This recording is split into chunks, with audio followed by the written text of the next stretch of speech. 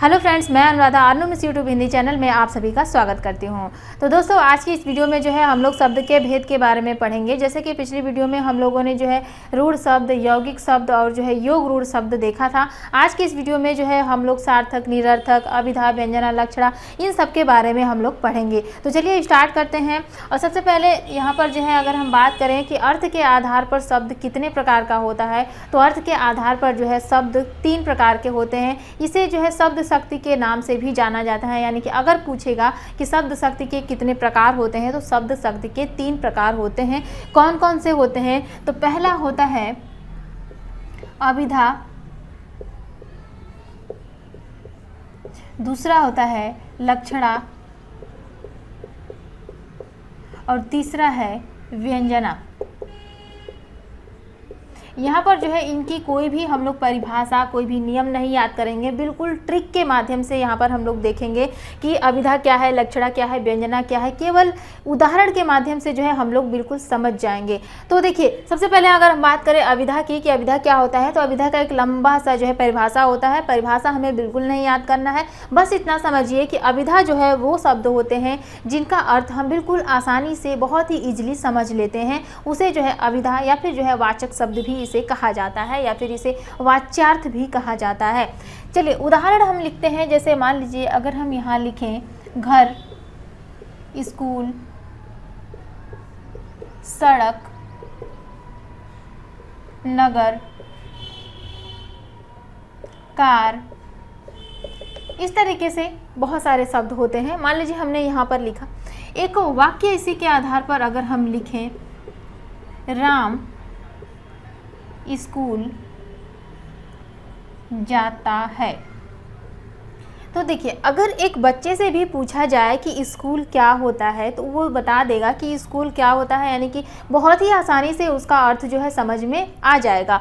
घर की बात करें तो घर भी जो है बहुत नॉर्मल शब्द में है। इसका एक शाब्दिक अर्थ होता है। घर का मतलब घर कैसा होता है आप जानते हैं। घर क्या होता है, सड़क, नगर, कार, ये सब क्या है, एक बहुत ही जो है सरल शब्द होते हैं जिसका अर्थ जो है बहुत ही आसानी से हर किसी को समझ में आ जाता है। ऐसे ही देखिए राम स्कूल जाता है, या फिर राम घर जाता है, या फिर जैसे मान लीजिए कि सड़क पर कार चल रही है। तो इस तरीके से जो भी शब्द है जिसका अर्थ बहुत ही आसानी से हम समझ ले रहे हैं, वो हमारा अभिधा में आता है। अभिधा बहुत ही सिंपल है समझना। तो अभिधा समझ लिए। अब हम लोग लक्षणा के बारे में बात करते हैं कि लक्षणा क्या होता है।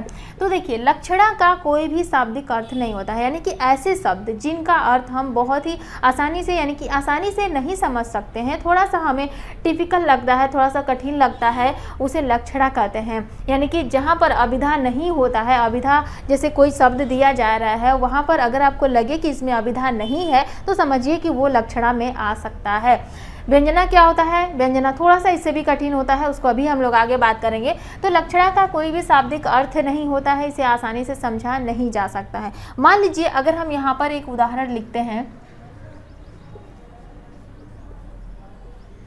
तुम बिल्कुल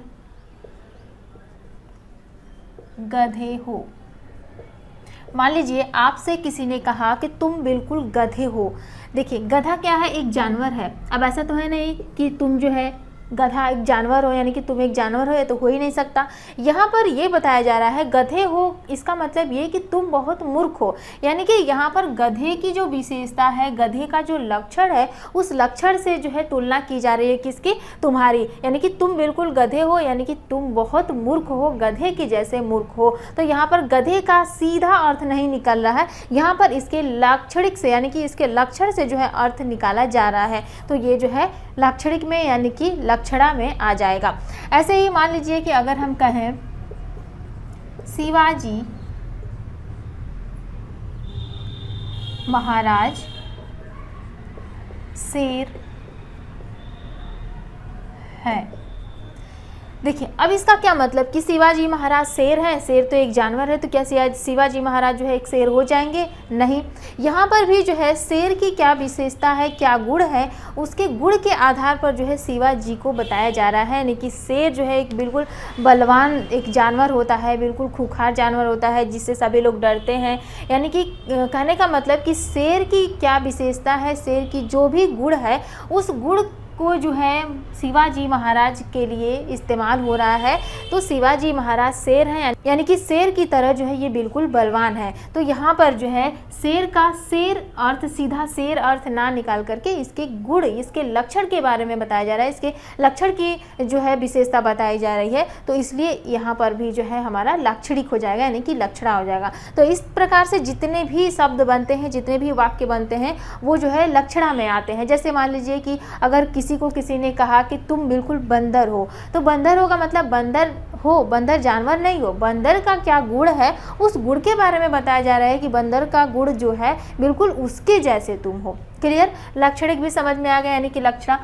और एक पॉइंट यहाँ पर एक और चीज़ देखिए कि जितने भी मुहावरे लोकोक्ति आते हैं वो भी जो है लक्षणा में ही आते हैं, क्योंकि आप जानते हैं कि इनका सीधा अर्थ नहीं निकाला जा सकता। जैसे मान लीजिए अगर कहा जाए कि चोर 9 2 11 हो गया, यानी कि चोर 9 2 11 हो गया, इसका क्या मतलब 9 2 11 होना, ये जो है एक मुहावरा है जिसका अर्थ होता है भाग जाना। तो इसका सीधा अर्थ नहीं निकल रहा है। तो इस तरीके से जितने भी मुहावरे, जैसे कि ईद का चाँद होना, आँख की किरकिरी होना, कलेजे का टुकड़ा, इस प्रकार से जितने भी मुहावरे लोकोक्ति होते हैं ये सब भी जो है हमारे किस में आते हैं? लक्षणा में आते हैं। तो ये भी चीज़ जो है ध्यान दीजिएगा। व्यंजना की बात करें तो व्यंजना में जैसे मान लीजिए कि एक उदाहरण है, अगर हम कहें कि रात अंधेरी है। अब यहाँ पर देखिए इसका क्या मतलब होता है। रात अंधेरी है, बहुत सिंपल लग रहा है, लेकिन यहाँ पर ये सिंपल नहीं है। ये जो है हर किसी के लिए अलग अलग अर्थ देगा। अगर हम इसे चोर के लिए इस्तेमाल करते हैं, इसी वाक्य को अगर जो है चोर अगर कहे कि रात अंधेरी है, इसका मतलब ये होता है कि रात जो है बिल्कुल अंधेरी है, यानी कि चोरी के लिए बिल्कुल सही रात है, कोई देख नहीं पाएगा, बिल्कुल अंधेरा है, इसमें हम चोरी बहुत ही आसानी से कर सकते हैं। तो इसका अर्थ ये निकलेगा। अगर इसी वाक्य को जो है अगर हम एक बच्चे के संदर्भ में कहें, मान लीजिए एक बच्चा है और वो अगर कहे कि जो है रात अंधेरी है, इसका मतलब जो है उसे थोड़ा सा डरावना लग रहा है, उसे अंधेरे से डर लग रहा है, रात बिल्कुल अंधेरी हो गई है, यानी कि उसे डर लग रहा है। तो यहाँ पर डर के लिए ये इस्तेमाल हो रहा है। उसी तरीके से मान लीजिए रात अंधेरी है, अगर नॉर्मल अगर कोई कहता है तो इसका ये भी अर्थ हो सकता है कि रात अंधेरी हो गई है, यानी कि सोने का वक्त हो गया है। तो कहने का मतलब कि जहाँ पर वाक्य का जो है सीधा अर्थ ना निकले, बिल्कुल घुमा करके, और हर लोगों के संदर्भ में अलग अलग अर्थ निकल सकता है, अलग अलग अर्थ निकलने की संभावना होती है, तो वहाँ पर जो है व्यंजना होता है। क्लियर? अब अभिधा, लक्षणा, व्यंजना क्या होता है, आई होप कि आपको क्लियर हो गया होगा। चलिए अब एक चीज़ और हम लोग देख लेते हैं, सार्थक निरर्थक शब्द क्या होता है। एक होता है सार्थक शब्द और एक होता है निरर्थक शब्द। बहुत ही आसानी से इसको हम लोग समझ लेंगे। बिल्कुल देखिए, सार्थक शब्द क्या होता है, अगर हम इसके शाब्दिक अर्थ की बात करें तो सार्थक यानी कि मतलब होता है, ये नॉर्मली जो है साथ का अर्थ देता है, यानी कि सहित का, और अर्थ मतलब अर्थ, यानी कि ऐसे शब्द जिसका अर्थ होता है वो सार्थक होते हैं। और यहाँ पर देखिए यानी कि ये बिना का अर्थ देता है, यानी कि रहित का, यानी कि ये जो है उसमें नहीं होता है, यानी कि जिसमें अर्थ नहीं होता है, यानी कि ऐसे शब्द जिसका कोई अर्थ नहीं होता है वो निरर्थक शब्द कहलाते हैं। सिंपल सी भाषा में समझिए कि ऐसे शब्द जिनका अर्थ होता है सार्थक और जिनका अर्थ नहीं होता है वो जो है निरर्थक शब्द। देखिए अब हम यहाँ पर एक उदाहरण लिखते हैं। जैसे हमने लिखा थाली वाली, लोटा ओटा। अभी हम समझाएंगे आपको कि यहाँ पर जो है हम ऊपर नीचे क्यों लिख रहे हैं। देखिए पुस्तक,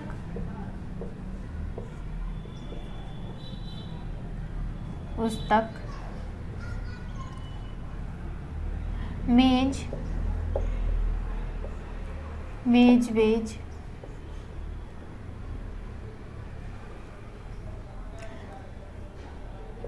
मान लीजिए यहाँ पर लिखा खाना, वाना। ऐसे ही बहुत सारे शब्द आते हैं, जैसे पानी, वानी, नहाना, वहाना। तो ऐसे जो भी शब्द आते हैं, तो देखिए यहाँ पर लिखने का हमारा क्या मतलब है। जैसे थाली क्या होती है आप सभी जानते हैं।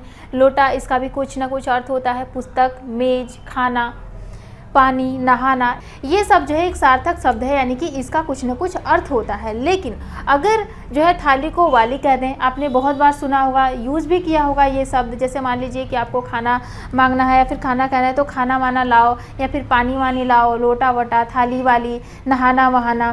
तो देखिए थाली तो ठीक है, लेकिन थाली के साथ जो हम लोग वाली इस्तेमाल कर रहे हैं, वाली शब्द का प्रयोग कर रहे हैं, इसका कोई भी अर्थ नहीं होता है। लोटा ठीक है, लोटे के साथ अगर हम ओटा शब्द का इस्तेमाल कर रहे हैं तो इसका भी कोई अर्थ नहीं होता है। पुस्तक, उस्तक, पुस्तक तो ठीक है, उस्तक क्या होता है, उस्तक का कोई अर्थ नहीं होता है। मेज का अर्थ होता है मेज, वेज, वेज का कोई अर्थ नहीं होता है। अब वेज का मतलब वो वेज मत समझिए, वेज नॉन वेज वो वाला वेज नहीं, यहाँ पर जो है मेज वेज ये दूसरा वेज है जिसका कोई भी अर्थ नहीं होता है। खाना के साथ वाना, यानी कि खाना ठीक है, वाना क्या है, वाना कुछ नहीं है, वाना का अर्थ नहीं होता है।